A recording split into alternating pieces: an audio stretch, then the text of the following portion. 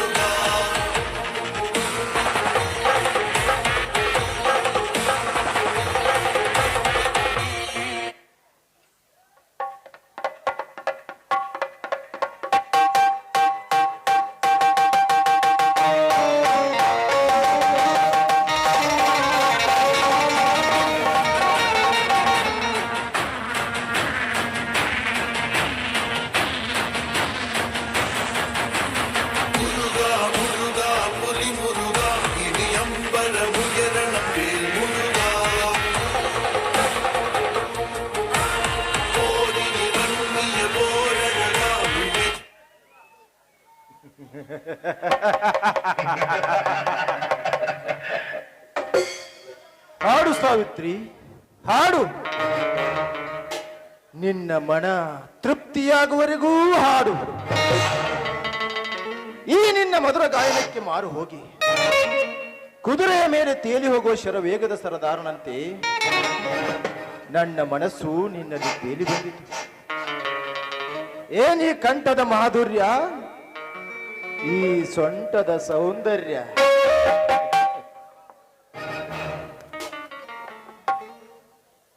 ಹಾಡು ಸಾವಿತ್ರಿ, ಹಾಡಿ ನಿನ್ನ ಮನ ಸಂತೋಷಪಡಿಸಿಕೊಳ್ಳುತ್ತಾ ದನಿದ ನನ್ನ ಮನವನ್ನು ಸ್ವಲ್ಪ ತಣಿಸುವ. ಏಯ್! ದೂರ ಸರಿದು ನಿಂತು ಮಾತನಾಡು. ಹತ್ತಿರ ಬಂದಿದ್ಯಾದ್ರೆ ಕಾಲನ್ನು ಕಡಿದು ದೇವಿಗೆ ಅರ್ಪಿಸಬೇಕಾದಿತ್ತು ಎಚ್ಚರ. ಹೆಣ್ಣೊಂದು ಮಾವಿನ ಹಣ್ಣಿನಂತೆ ಎಲ್ಲಾ ಹಣ್ಣುಗಳನ್ನು ತಿನ್ನಲು ಬಂದ್ರೆ ವಿಷ ಪೂರಿತ ಬೇವಿನ ಹಣ್ಣಾಗಿ ನಿನ್ನ ನಿರ್ನಾಮಕ್ಕೆ ಕಾರಣವಾಗಬೇಕಾದಿತ್ತು. ಬಲು ಎಚ್ಚರಿಕೆ.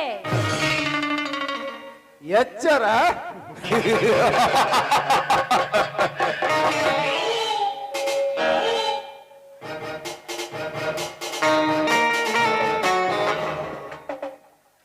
ಸೊಕ್ಕಿಲ್ಲ, ಸೊರಗಿಲ್ಲ, ಯೌವನ ಮಾಸಿ. ನಡಿಗೆಯಲ್ಲಿ ಕೊಡಗಿನ ಬೆಡಗಿಯಾದರೂ ಹಿಡಿಯಲು ಹೋದರೆ ಮಿಡಿನಾಗರ. ಸಾವಿತ್ರಿ, ಈ ನಿನ್ನ ಕಡು ಕೋಪದಲ್ಲೂ ಕಾಮಕಸ್ತೂರಿ ಘಮ್ಮೆನ್ನುತ್ತಿದೆ.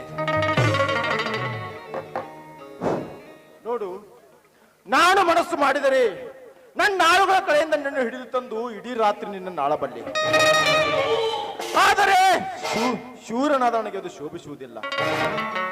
ಹಾಗಾಗಿ ಆ ಕೆಲಸಕ್ಕೆ ಕೈ ಹಾಕದೆ ನೇರವಾಗಿ ನಿನ್ನ ಹತ್ತಿರ ಬಂದು ಕಾಮಭಿಕ್ಷೆಯನ್ನು ಕೇಳುತ್ತಿದ್ದೆ. ಒಪ್ಪಿದರೆ ರಾಣಿಯಂತೆ ತೂಗು ಮಂಚದ ಮೇಲೆ ಉಯ್ಯಾಲೆ ಆಡಿಸು. ಒಪ್ಪದಿದ್ದರೆ ನಿನಗೆ ಯಮಲೋಕದ ದಾರಿ ತೋರಿಸುವೆ. ಮಾರಿಕೋನ ಒಬ್ಬ ಸೂಳೆ ಕೂಡ ಗಳಿಸುತ್ತಾಳೆ ಹಣವನ್ನು. ಗರತಿಯಾದ ನನ್ನನ್ನು ಕೆಣಕಲು ಬಂದಿದ್ದೆ. ಆದ್ರೆ ಈ ದೇವಿ ಎದುರಿಗೆ ನಿನ್ನನ್ನು ಕಡಿದ ರಕ್ತ ಚೆಲ್ಲಿ 10 ಕಾಗೆಗಳಿಗೆ ಔತಣ ಕೊಡುವೆ. ಮರ್ಯಾದಿಂದ ಇಲ್ಲಿಂದ ಹೊರಟು ಹೋಗುವಿಯ ಅಥವಾ ನಾರಿಯಾದ ನಾನು ಮಹಾ ಮಾರಿಯಾಗಲೇ? ಮಾರಿ ಸಾವಿತ್ರಿ, ಮಾರಿಯಾಗುವ ತನಕ ನಿನಗೆ ಸಮಯ ಕೊಡಲಾರೆ. ರಸ ತುಂಬಿ ನಿಂತ ಈ ನಿನ್ನ ಸೌಂದರ್ಯವನ್ನ ಸವಿಯದೆ ಬಿಡಲಾರೆ. ಸುಮ್ಮನೆ ಹಠ ಮಾಡದೆ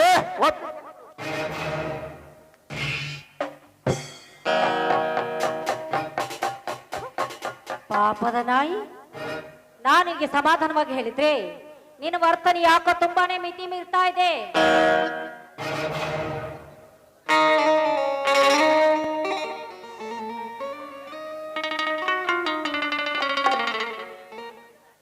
ಜಗನ್ನಾಥ್, ಒಂದೇ ಒಂದು ಹೆಜ್ಜೆ ಮುಂದಕ್ಕಿಟ್ಟು ಮುಟ್ಟಲು ಬಂದಿದ್ದೆ. ಆದ್ರೆ ಇದೇ ತ್ರಿಶೂಲದಿಂದ ನಿನ್ನ ರುಂಡವನ್ನೇ ಹಾರಿಸುವೆ. ಹಿಂದೆ ಎಷ್ಟೋ ರಾಕ್ಷಸರ ಸಂಹಾರ ಮಾಡಿದು ನನ್ನಂತೆ ಒಂದು ಹೆಣ್ಣು. ಬಾರೋ, ಮುಂದೆ ಹೆಜ್ಜೆ ಕಿಟ್ಟು ಮುಟ್ಟಲು ಬಾ. ನಿನ್ನ ರುಂಡವನ್ನು ಮುಂಡದಿಂದ ಬೇರ್ಪಡಿಸಿ ರಣ ಚೆಂಡಿಯಂತೆ ರಕ್ತ ಕುಡಿಯುವೆ.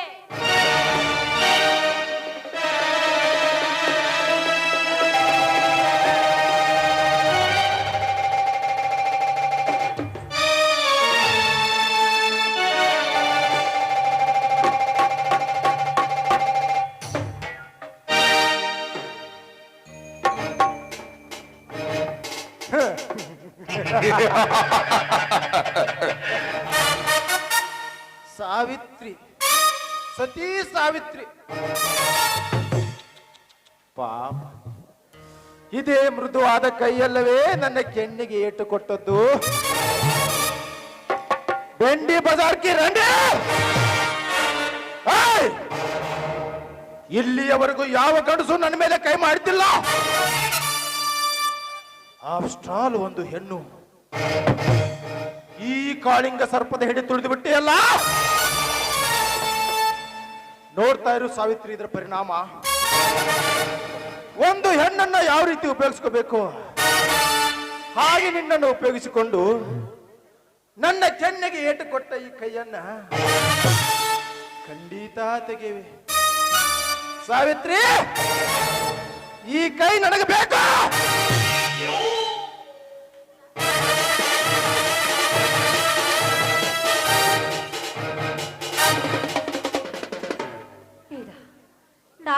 ಯಾಕೆ ಅಂತ ತಿಳಿದುಕೊಂಡು ಬಿಟ್ಬಿಡು. ನನ್ನ ಮೈದುನ ಇದೇ ಹೊಳೆಗೆ ಜಳಕ ಮಾಡಲು ಹೋಗಿದ್ದಾನೆ. ಅವನ ಕಣ್ಣಿಗೆ ಏನಾದ್ರೂ ಬಿದ್ರೆ ನಿನ್ನ ಕಣ್ಣನ್ನೇ ಕಿಳ್ಳದೆ ಬಿಡುವುದಿಲ್ಲ. ಈ ನನ್ನ ಗರ್ತಿ ತನಗೆ ಕುಂದು ತರದೆ ನಿನ್ನ ಜೀವವನ್ನು ಉಳಿಸಿಕೊಂಡು ಹೊರಟು ಹೋಗೋ ಇಲ್ಲಿಂದ. ತಂಗಿ ತವರಿಗೆ ಬಾ ತಂಗಿ. ಸಾವಿತ್ರಿ, ಹುಲಿಯ ಮುಂದೆ ಜಿಂಕೆಯ ಗೋಳಾಟ. ಏನಂದೆ ನೀನು? ಆ ನಿನ್ನ ಮೈದುನ ನನ್ನನ್ನು ಎದುರು ಹಾಕಿಕೊಳ್ಳೋಣೆ? ಅವನೇ ಅಲ್ಲವೇ ಹಾಲುಗಲ್ಲದ ಹಸುಳೆ?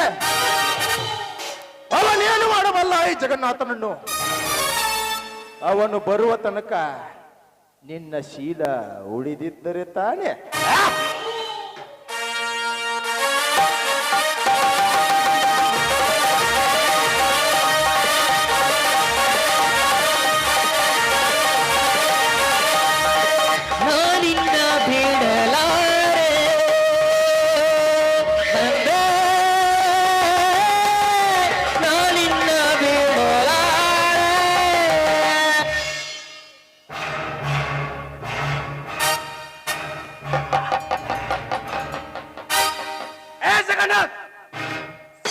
ಊರಿನಲ್ಲಿ ದೊಡ್ಡವರಂತೆ ಸೋಗಿ ಹಾಕಿಕೊಂಡು ಈ ರೀತಿ ಹೆಣ್ಣು ಮಕ್ಕಳ ಮೇಲೆ ಕಾಮದ ಕಣ್ಣು ಬೀರುವ ನಿನ್ನಂತ ಗಂಡಸರಿರುವುದರಿಂದಲೇ ಈ ಸಮಾಜದಲ್ಲಿ ಹೆಣ್ಣು ಮಕ್ಕಳು ತಲೆಗೆತ್ತಿ ತಿರುಗದಂತಾಗಿದೆ. ಹಾಗೋ ನಿನ್ನ ಕಾಮವನ್ನು ತೀರಿಸಿಕೊಳ್ಳಲೇಬೇಕಂದ್ರ ಈ ಭಾರತದೊಳಗ ಅದೆಷ್ಟೋ ಅಣ್ಣ ತಮ್ಮಂದಿರು ತಮ್ಮ ಅಕ್ಕ ತಂಗಿಯರಿಗೆ ದುಡಿದು ಹಾಕದಿರುವುದಕ್ಕ ಪಟ್ಟಣದೊಳಗ ಹೋಗಿ ವೇಶ್ಯಾವಾಟಿಕೆ ಮಾಡಕತ್ತಾರ. ಅವರ ಬಳಿ ಹೋಗಿ ಈ ನಿನ್ನ ಕಾಮದ ತೀಟಿಯನ್ನ ತೀರಿಸಿಕೋ. ಅದನ್ನೇನಾದ್ರೂ ಬಿಟ್ಟು ನೀನೇನಾದ್ರೂ ಈ ಹೆಣ್ಣಿನ ಮೇಲೆ ಕಣ್ಣು ಹಾಕಿದ್ದೆಯಾದ್ರ ಆ ನಿನ್ನ ಕಣ್ಣುಗಳನ್ನ ಕಿತ್ತುಕೊಳ್ಳಬೇಕಾಗುತ್ತದೆ. ಎಚ್ಚರ! ಅತ್ತಿಗೆ, ಮೈದುನ, ಸರಿಯಾದ ಸಮಯಕ್ಕೆ ಬಂದು ನನ್ನ ಮಾನ ಪ್ರಾಣವನ್ನು ಕಾಪಾಡಿದೆಯಪ್ಪ. ಜಗನ್ನಾಥ್, ಕಾಳಿಂಗ ಸರ್ಪದ ಗಡಿಯಲ್ಲಿ ರತ್ನವಿರುತ್ತದೆ. ಆ ರತ್ನವನ್ನು ತೆಗೆದುಕೊಳ್ಳಲು ಹೋದ್ರ ಆ ಅಪಾಯ ಕಟ್ಟಿಟ್ಟ ಬುತ್ತಿ. ಕಾಳಿಂಗ ಸರ್ಪದ ಹೆಡೆಯಲ್ಲಿರುವ ರತ್ನವಿದ್ದಂತೆ ಈ ನನ್ನ ಅತ್ತಿಗೆ. ಏ ಜಗನ್ನಾಥ್, ಅಂತ ನನ್ನ ಅತ್ತಿಗೆ ಸೆರಗೆ ಕೈ ಹಾಕಿದೆಯಲ್ಲ ಮಗನೇ, ಮುಗೀತಲೇ ನಿನ್ನ ಬಾಳ ಪುಟದ ಅಂತಿಮ ಅಧ್ಯಾಯ. ನೆನಪಿಸಿಕೋ ನಿನ್ನ ಮನೆ ದೇವರನ್ನ.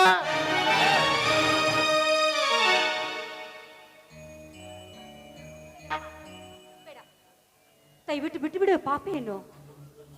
ಹೇ ಜಗನ್ನಾಥ, ನೋಡಿದೆಯೇನೋ ಈ ನನ್ನ ಅತ್ತಿಗೆಯ ಗುಣವನ್ನ, ನೋಡಿದೆಯೇನೋ ಈ ನನ್ನ ಅತ್ತಿಗೆಯ ಗುಣವನ್ನ. ಎಂದು ಈ ನನ್ನ ಅತ್ತಿಗೆ ನಿನ್ನ ಹೊಡೆಯಲು ಅಡ್ಡ ಬರ್ದಿದ್ರ ಇಷ್ಟೊತ್ತಿಗೆ ನಿನ್ನ ರುಂಡವನ್ನು ಕತ್ತರಿಸಿ ಈ ಗಂಡುಳ್ಳ ಗರತಿ ಹಣೆಗೆ ರಕ್ತದ ತಿಲಕವನ್ನೇ ಇಡುತ್ತಿದ್ದೆ. ಏ ಜಗನ್ನಾಥ್, ಎಂದು ನನ್ನ ಅತ್ತಿಗೆ ನಿನಗೆ ಜೀವದ ಭಿಕ್ಷೆ ನೀಡಿದ್ದಾಳೆ. ಬೇಗನೆ ಎಲ್ಲಾದರೂ ಹೋಗಿ ಹೊರಟು ಓಡಿ ಹೋಗಿ ನಿನ್ನ ಜೀವವನ್ನು ಬಳಸಿಕೋ.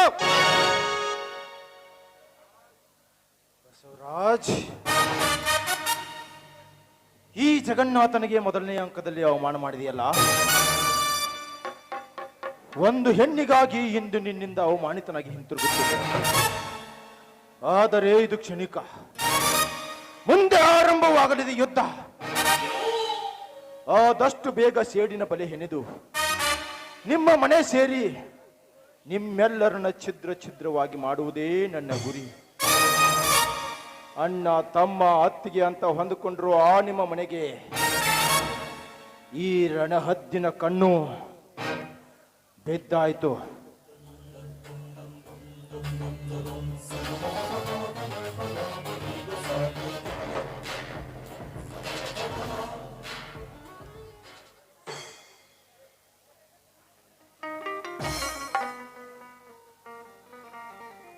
ಅತ್ತಿಗೆ, ನೀವ್ಯಾಕೆ ತಾಯಿ ಇಷ್ಟೊತ್ತಿನಲ್ಲಿ ಒಬ್ಬರೇ ಬರಕ್ ಹೋದ್ರಿ? ದೇವಸ್ಥಾನಕ್ಕೆ ಅಂತ ಬಂದಿದ್ದೆ ಮೈದುನ. ಆದ್ರೆ ದಯವಿಟ್ಟು ನೀನು ನನ್ನದೊಂದೇ ಒಂದು ಮಾತನ್ನು ನಡೆಸಿಕೊಡಪ್ಪ. ಮಾತು ಕೊಡುವಂತ ಇಷ್ಟೊಂದು ಬೇಡಿಕೊಳ್ಳುವುದೇ ಯಾಕತ್ತಿಗೆ? ಚಿಕ್ಕಂದಿನಲ್ಲಿ ತಾಯಿಯನ್ನು ಕಳೆದುಕೊಂಡ ನಮ್ಮಣ್ಣ ನನ್ನ ಅಣ್ಣನ ಹೆಂಡತಿಯಾಗಿ ಬಂದು ನಮ್ಮನ್ನ ಸ್ವಂತ ಮಕ್ಕಳಂತೆ ಜೋಪಾನ ಮಾಡಿ ಕೈ ತುತ್ತು ತಿನ್ನಿಸಿ ದೊಡ್ಡವರನ್ನಾಗಿ ಲಾಲನೆ ಪಾಲನೆ ಮಾಡಿ ದೊಡ್ಡವರನ್ನಾಗಿ ಮಾಡಿದ ಈ ನನ್ನ ಮೈದುನನ ಮುಂದೆ ಬೇಡಿಕೊಳ್ಳುವುದೇ ಅದಾವ ಮಾತು ಹೊತ್ತಿಗೆ ಆಜ್ಞೆ ಮಾಡಿ ಶಿರಸ ವಹಿಸಿ ಆ ನಿಮ್ಮ ಮಾತನ್ನು ಪಾಲಿಸುತ್ತೇನೆ. ಆಯ್ತು, ಇಲ್ಲಿ ನಡೆದ ವಿಷಯವನ್ನು ದಯವಿಟ್ಟು ಮನೆಯಲ್ಲಿ ಯಾರಿಗೂ ಹೇಳ್ಬೇಡಪ್ಪ. ಅತ್ತಿಗೆ